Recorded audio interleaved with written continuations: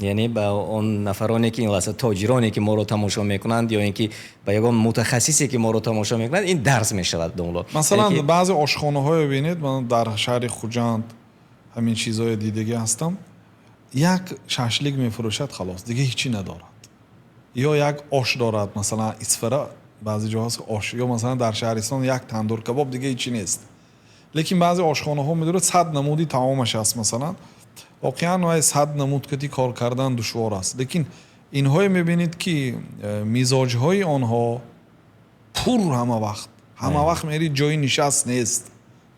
مثال بیاریم ده یک ساحه را، یعنی آدم یک ساحه اگر گیرد و در همون به درجه بلند کار کند، به صفت عالی کار کند، تیزتر به بلندی میرسد، به قله‌های بلند میرسد. خواهد که مثلا موفق باشه، پولداری کلام باشد، در یک ساحه متخصص شود.